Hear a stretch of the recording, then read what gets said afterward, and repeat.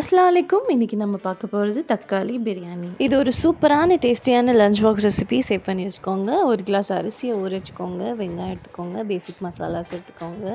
இஞ்சி பூண்டு நல்லா தட்டி எடுத்துக்கோங்க. எண்ணெய், பச்சை மிளகா, கொத்தமல்லி, புதினா, 5-6 நல்ல பழுத்த தக்காளியாக அரைச்சி வச்சுக்கோங்க நல்லா பேஸ்ட்டாக. இப்போ ஒரு குக்கரில் நல்லா எண்ணெய் சூடானதும் பட்டை, ஏலக்காய், லவங்கம் சேர்த்துக்கோங்க. பிரிஞ்சி இலை உங்கள்கிட்ட இருந்தால் சேர்த்துக்கோங்க. நான் சேர்க்கலை. இப்போது நல்லா தோல் உரிச்சு வச்சுருந்த பூண்டை சேர்த்துருக்கேன். இப்போது வெங்காயம் சேர்த்துக்கலாம். வெங்காயம் சேர்த்து நல்லா பொன்னிறமாக ஆற வரைக்கும் அதை நல்லா வதக்கிக்கோங்க. வதங்கினதும் நான் கொஞ்சம் இந்த கருவேப்பிலை சேர்க்குறேன். இது கருவேப்பிலை ஃப்ளேவர் ரொம்ப டேஸ்ட்டாக இருக்கும். இப்போது 2-3 பச்சை மிளகாய் நடுவில் கட் பண்ணி ஆட் பண்ணிக்கோங்க. புதினா, கொத்தமல்லி ஆட் பண்ணிக்கோங்க. இப்போது இடித்து வச்சுருந்த பூண்டு, இஞ்சி ஆட் பண்ணிக்கலாம். இது நல்ல டேஸ்ட் உங்களுக்கு நல்லா சூப்பராக கிடைக்கும். இதையும் நல்லா மிக்ஸ் பண்ணிக்கோங்க. இப்போது அரைச்சி வச்சுருந்த தக்காளி பேஸ்ட் ஆட் பண்ணிக்கலாம்.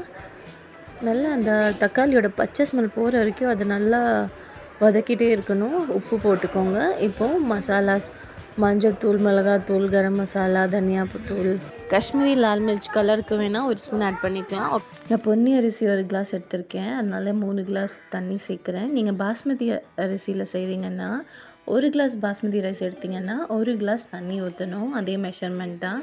இப்போ அரிசி ஆட் பண்ணிக்கலாம். அரிசி ஆட் பண்ணிவிட்டு நல்லா அதை கலந்து விட்டுக்கோங்க. இந்த மாதிரி கலந்து விட்டுட்டு குக்கர் விசில் போட்டுருங்க. இந்த ஸ்டேஜில் இப்போ வேணால் செக் பண்ணி நீங்கள் ஆட் பண்ணிக்கலாம். கம்மியாக இருந்துச்சுன்னா ஒரு 3 விசில் வந்த பிறகு எடுத்தோம்னா ஒரு சூப்பரான தக்காளி பிரியாணி ரெடி.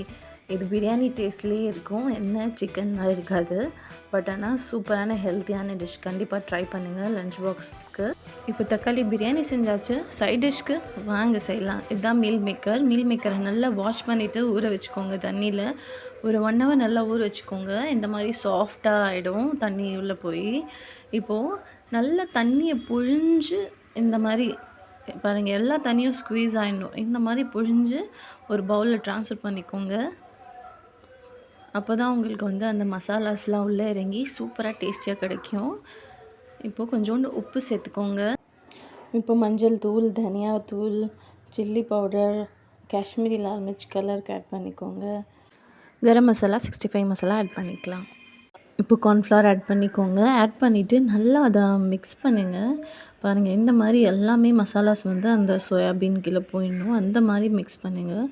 கொஞ்சோண்டு ஃபுட் கலர் சேர்த்துக்கோங்க. ஆப்ஷனல் வேணாந்தவங்க ஸ்கிப் பண்ணிக்கலாம்.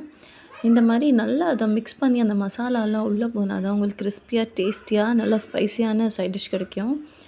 ஸோ பாருங்கள், இப்போது ஒரு கடாயில் எண்ணெய் எடுத்துக்கோங்க. நல்லா எண்ணெய் சூடானதும் ஒவ்வொரு பால்ஸாக போட்டு ஃப்ரை பண்ணி எடுத்துக்கலாம். நம்மளோட பால்ஸ் சூப்பராக பாருங்கள் எவ்வளோ சூப்பராக ரெடி ஆகிடுச்சு.